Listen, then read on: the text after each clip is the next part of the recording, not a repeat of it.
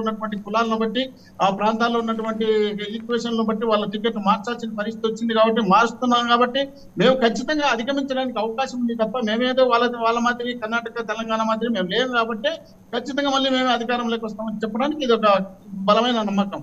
అంటే ఆ నమ్మకం అనేదే కాకుండా ఆ జరిగినటువంటి అభివృద్ధి కావచ్చు, అక్కడ ఉన్నటువంటి పరిస్థితులు కావచ్చు, అపోజిషన్ పార్టీలు చేస్తున్నటువంటి ఆరోపణలు అంటే అవినీతి ఆరోపణలు కావచ్చు, ఇంకా అనేక ఆరోపణలు, డెవలప్మెంట్ కావట్లేదు వైఎస్ఆర్సీపీ వల్ల ఆంధ్రప్రదేశ్ రాష్ట్రం కొంత వెనుకబడిపోయిందని చెప్పేసి కూడా వారు చేస్తున్నటువంటి కామెంట్స్.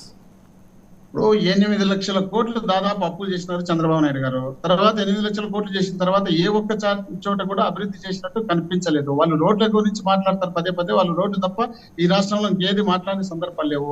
మరి రోడ్లకు సంబంధించి 2019 వరకు ముఖ్యమంత్రి ఆయనే ఉన్నప్పుడు రాష్ట్రంలో 2019 నుంచి మొత్తం రోడ్లన్నీ కొట్టుకొని పోయినాయా?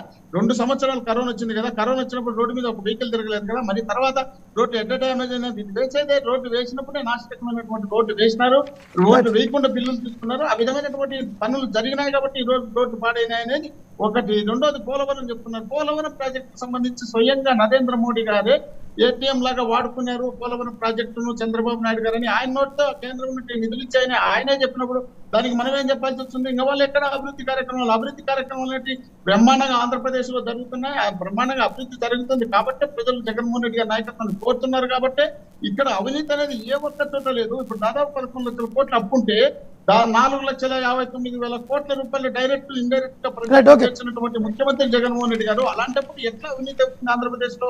అవినీతి అనేది ఆంధ్రప్రదేశ్ లో ఉండకూడదనే ఉద్దేశంలో భాగంగానే జగన్మోహన్ రెడ్డి గారి పరిపాలన సాగుతుంది కాబట్టి జనం ఎక్కడుతున్నారు.